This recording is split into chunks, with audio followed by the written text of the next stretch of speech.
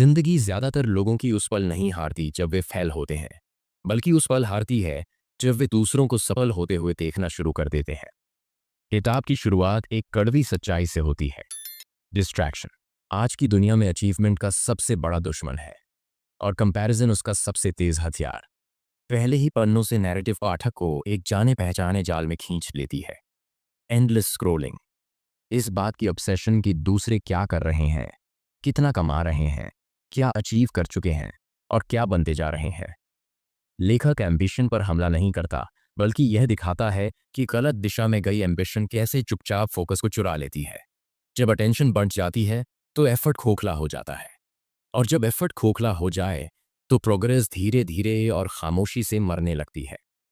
आप खुद को उन लोगों के उदाहरणों में पहचानते हैं जो जोरदार शुरुआत करते हैं लेकिन जल्दी फेड हो जाते हैं। इसलिए नहीं कि उनमें टैलेंट या इंटेलिजेंस की कमी होती है, बल्कि इसलिए कि वे बार बार अपनी नज़र अपने रास्ते से हटा लेते हैं। लेखक के अनुसार फोकस कोई पर्सनैलिटी ट्रेट नहीं है, यह एक डेली डिसीजन है जो अक्सर अनकंफर्टेबल और लोनली होता है। एक गहरे और सोचने पर मजबूर करने वाले टोन में नैरेटिव समझाती है कि सोसाइटी लोगों को मास्टरी के बजाय वैलिडेशन के पीछे दौड़ना सिखाती है। लाइक्स, अपलॉज और एक्सटर्नल अप्रूवल धीरे धीरे रियल प्रोग्रेस की जगह एडिक्टिव सब्स्टिट्यूट्स बन जाते हैं। लेखक दिखाता है कि ज्यादातर लोग मूवमेंट को अचीवमेंट समझने की गलती करते हैं। वे बिजी रहते हैं लेकिन कहीं नहीं पहुंचते। ट्रू फोकस बोरिंग, रिपीटेशन और पेटियंस मांगता है। किताब के अनुसार विनिंग एक इंटरनल इवेंट है, बहुत पहले कि वह एक्सटर्नल बने। मनी, रिकग्निशन या सक्सेस दिखने से पहले डिसिप्लिन को जड़ें जमानी पड़ती हैं। लेखक साफ करता है कि डिसिप्लिन मोटिवेशन का रिश्तेदार नहीं है, वह मोटिवेशन का रिप्लेसमेंट है। जब मोटिवेशन खत्म हो जाती है तब डिसिप्लिन ही बोझ उठाकर आगे बढ़ता है। यही किताब का सेंट्रल फिलॉसफी साफ होने लगता है। हर दिन खुद को इम्प्रूव करने पर फोकस करो, एक्सटर्नल नॉइज की परवाह किए बिना, जब तक रिजल्ट्स के पास प्रकट होने के अलावा कोई विकल्प न बचे। नैरेटिव डर का भी सामना करती है। अनसीन रहने का डर, स्मॉल शुरू करने का डर, साइलेंस में काम करने का डर। लेखक ऑब्सक्योरिटी को वीकनेस नहीं, बल्कि एडवांटेज की तरह पेश करता है। जब कोई आपको देख नहीं रहा होता तब मिस्टेक्स सस्ती होती हैं, ग्रोथ तेज होती है और प्रेशर हल्का रहता है। यह इनविजिबल फेज कोई सजा नहीं है, यह प्रिपरेशन है। जो लोग अंत में विन करते हैं वे ज्यादा गिफ्टेड नहीं होते, वे बस उतनी देर तक फोकस्ड रहते हैं जितनी देर तक रहने की हिम्मत बाकी लोग नहीं कर पाते। खुद पर फोकस करना सेल्फिश नहीं है, यह स्ट्रेटेजिक है। दुनिया उन्हें रिवॉर्ड देती है जो आउटकम्स को कंट्रोल करने से पहले खुद को मास्टर करना सीख लेते हैं। विनिंग उसी पल शुरू हो जाती है जब आप दूसरों का पीछा छोड़कर अपने रास्ते से पूरी ईमानदारी से कमिटमेंट कर लेते हैं। ज्यादातर लोग उस पल हार मान लेते हैं जब मोमेंटम बस शुरू होने ही वाला होता है और उन्हें इसका एहसास तक नहीं होता। इम्पेशंस फेलियर से भी ज्यादा असरदार तरीके से प्रोग्रेस को मार देती है। नैरेटिव अब अवेयरनेस से आगे बढ़कर एंड्योरेंस की ओर जाती है, यह समझाते हुए कि फोकस कोई एक बार किया गया एक्ट नहीं है, बल्कि एक लॉन्ग टर्म कमिटमेंट है। लेखक परसिस्टेंस की साइकोलॉजी में और गहराई से उतरता है। शुरुआती एफर्ट शायद ही कभी विजिबल रिजल्ट दिखाता है, और एक्शन तथा आउटकम के बीच का यही गैप वह जगह है जहां ज्यादातर लोग फेथ खो देते हैं। किताब ये साफ करती है कि इंसान इमीडिएट फीडबैक की उम्मीद करने के लिए वायर्ड होते हैं, जबकि मीनिंगफुल सक्सेस हमेशा डिलेड रिटर्न्स पर काम करता है। इसलिए फोकस एक तरह का फेथ बन जाता है, सिस्टम्स पर फेथ, हैबिट्स पर फेथ और डेली एक्सिक्यूशन पर फेथ, तब भी जब बाहर से कुछ भी बदलता हुआ न दिखे। लेखक बताता है कि विनिंग लोग अपनी जिंदगी इंटेंसिटी के आसपास नहीं, बल्कि कंसिस्टेंसी के आसपास बनाते हैं। इंटेंसिटी जल्दी झलकर खत्म हो जाती है, लेकिन कंसिस्टेंसी धीरे धीरे कंपाउंड होती जाती है। हर फोकस्ड दिन एक छोटा सा, लगभग इनविजिबल ब्रेक जोड़ देता है, जो समय के साथ एक ऐसी स्ट्रक्चर बनाता है जिसे हिलाना नामुमकिन हो जाता है। नैरेटिव में सेल्फ रिस्पॉन्सिबिलिटी पर भी जोरदार बात की जाती है। बहाने धीरे धीरे उतार दिए जाते हैं और यह दिखाया जाता है कि सर्कमस्टेंसेस, लोगों या लक को ब्लेम करना कैसे फोकस को कमजोर करता है। जब रिस्पॉन्सिबिलिटी बाहर डाल दी जाती है तो कंट्रोल भी हाथ से निकल जाता है।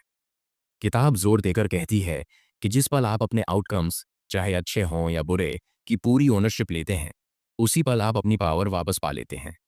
फोकस तब और शार्प हो जाता है जब एक्सक्यूजेस गायब हो जाते हैं। लेखक मेंटल क्लटर की बात भी करता है। ओवर थिंकिंग, बार बार खुद पर डाउट करना और इन्फॉर्मेशन ओवरलोड, ये सब तेजी से एनर्जी को ड्रेन कर देते हैं। किताब इनपुट्स को कम करने की सलाह देती है ताकि आउटपुट्स मजबूत हो सकें। कम ओपिनियंस, कम डिस्ट्रैक्शंस और कम अननेसेसरी कमिटमेंट्स। सिंप्लिसिटी में ही फोकस सबसे अच्छे से थ्राइव करता है। सेटबैक्स प्रोग्रेस की राह में कोई रुकावट नहीं है, बल्कि प्रोसेस का हिस्सा है। फेलियर को जजमेंट नहीं, बल्कि डेटा की तरह देखा जाता है।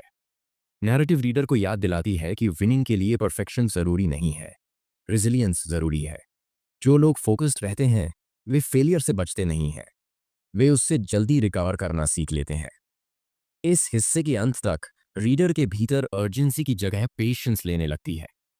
फोकस अब जोर लगाकर की गई कोशिश नहीं लगता, बल्कि एक शांत एंड्योरेंस जैसा महसूस होता है।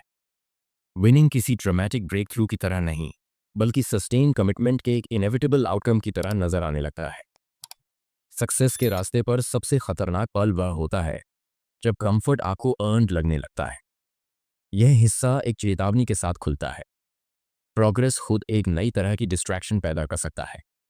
जैसे ही छोटे छोटे विंस दिखाई देने लगते हैं, कंप्लेसेंसी धीरे धीरे अंदर घुस आती है और इंसान को स्लो होने या बहुत जल्दी रिकग्निशन पाने का लालच देने लगती है। नैरेटिव यह दिखाती है कि ग्रोथ के दौरान फोकस बनाए रखना शून्य से शुरुआत करने से कहीं ज्यादा मुश्किल होता है। लेखक समझाता है कि ईगो कैसे मोमेंटम को तोड़ देता है। जब आइडेंटिटी रिजल्ट से जुड़ने लगती है तो इम्प्रूव करने की भूख की जगह स्टेटस खोने का डर ले लेता है। किताब कहती है कि ट्रू फोकस के लिए ह्यूमिलिटी जरूरी है। यह क्षमता कि लोग आपको सक्सेसफुल कहें फिर भी आप खुद को स्टूडेंट ही मानते रहें। लर्निंग जिस पल रुकती है उसी पल ग्रोथ भी ठहर जाती है। इसके बाद कहानी इंटरनल डायलॉग की तरफ जाती है। लेखक के अनुसार विनिंग इस बात पर बहुत ज्यादा डिपेंड करता है कि इंसान अपने आप से अपने प्राइवेट मोमेंट्स में कैसे बात करता है। नेगेटिव सेल्फ टॉक, डाउट और इमोशनल ओवर रिएक्शंस फोकस को तोड़ देते हैं। किताब इमोशनल डिसिप्लिन पर जोर देती है। बिना सोचे रिएक्ट करने के बजाय सोच समझकर रिस्पॉन्ड करना। फोकस सिर्फ टाइम मैनेजमेंट नहीं है, यह इमोशनल कंट्रोल का भी नाम है। नैरेटिव में सॉलिट्यूड पर भी गहरा जोर है। सॉलिट्यूड को आइसोलेशन की तरह नहीं, बल्कि स्ट्रेटेजिक विथड्रॉल की तरह दिखाया गया है। अकेले बिताया गया समय थिंकिंग को शार्प करता है, प्रायोरिटीज को साफ करता है और सेल्फ ट्रस्ट को मजबूत बनाता है। लेखक बताता है कि कई बड़े ब्रेक थ्रूज क्राउड्स में नहीं, बल्कि साइलेंस में पैदा होते हैं। यह हिस्सा लॉन्ग टर्म विजन की बात करता है। क्लियर डायरेक्शन के बिना फोकस बिखरकर रैंडम एफर्ट बन जाता है। किताब इनकरेज करती है कि सक्सेस को उधार की डेफिनेशन से नहीं, बल्कि पर्सनल तरीके से डिफाइन किया जाए। जब गोल्स अंदर से अलाइंड होते हैं तो डिसिप्लिन को निभाना अपने आप आसान हो जाता है। लेखक इस बात को फिर से मजबूती से रखता है कि विनिंग दूसरों को आउट परफॉर्म करने का नाम नहीं है, बल्कि खुद के पुराने वर्जन से आउटग्रो करने का नाम है। फोकस अंदर की तरफ रहता है, स्टेडी, शांत और इंटेंशनल। इस हिस्से के अंत तक रीडर को लगता है कि अर्जेंसी की जगह मैच्योरिटी आ चुकी है। फोकस अब सिर्फ एफर्ट नहीं रह जाता, वह आइडेंटिटी बन चुका होता है। विनिंग कभी शोर नहीं मचाती, वह धीरे धीरे खुद को रिवील करती है। यह आखिरी हिस्सा इसी रियलाइजेशन से शुरू होता है कि सक्सेस अक्सर तब समझ में आती है जब पीछे मुड़कर देखा जाता है। नैरेटिव यह सोचने पर मजबूर करती है कि कैसे सालों की फोकस्ड एफर्ट आउटसाइडर्स को अचानक ओवरनाइट सक्सेस जैसी लगने लगती है। लेखक इस इल्यूजन को तोड़ देता है और याद दिलाता है कि कंसिस्टेंसी तब तक इनविजिबल रहती है जब तक वह साफ दिखाई देने न लगे। यह हिस्सा सस्टेनेबिलिटी पर जोर देता है। किताब चेतावनी देती है कि अचीवमेंट के लिए हेल्थ, रिलेशनशिप्स या वैल्यूज की कुर्बानी देना असली विनिंग नहीं है। ट्रू विनिंग होलिस्टिक होता है, खोखला नहीं। फोकस का काम जिंदगी को सपोर्ट करना है, उसे कंज्यूम करना नहीं। लेखक साफ कहता है कि बैलेंस के बिना डिसिप्लिन बर्नआउट की तरफ ले जाता है, फुलफिलमेंट की तरफ नहीं। कहानी फिर सेल्फ ट्रस्ट की ओर लौटती है। लंबे समय तक फोकस्ड रहने से इंसान के भीतर जो कॉन्फिडेंस बनता है वह हाइप पर नहीं, बल्कि एविडेंस पर टिका होता है। यही क्वाइटेड कॉन्फिडेंस अनशेकेबल बन जाता है, क्योंकि वह उधार लिया हुआ नहीं। लेखक लेगेसी की भी बात करता है, लेकिन बड़े बड़े शब्दों में नहीं, बल्कि रोज की इंटेग्रिटी के जरिए। विनिंग को इस तरह पेश किया जाता है कि वह कोई बड़ा तमगा नहीं, बल्कि ऐसा इंसान बनना है जो रिलायबल हो, रिजिलियंट हो और सेल्फ डायरेक्टेड हो। फोकस पहले कैरेक्टर को शेप करता है, फिर आउटकम्स को। किताब एक ताकतवर बात पर खत्म होती है, खुद पर फोकस करना जब तक आप विन न कर लें। इसका मतलब दुनिया से कट जाना नहीं है, बल्कि उसके नॉइज से आज़ाद हो जाना है। जब फोकस एक हैबिट बन जाता है तो सक्सेस कोई पीछा करने वाली चीज नहीं रहती, बल्कि एक बाय प्रोडक्ट बन जाती है। आखिरी संदेश लंबे समय तक मन में गूंजता रहता है। विनिंग कोई फिनिश लाइन नहीं है, यह अलाइनमेंट की एक अवस्था है जहां एफर्ट, पर्पस और डिसिप्लिन एक ही दिशा में चलते हैं।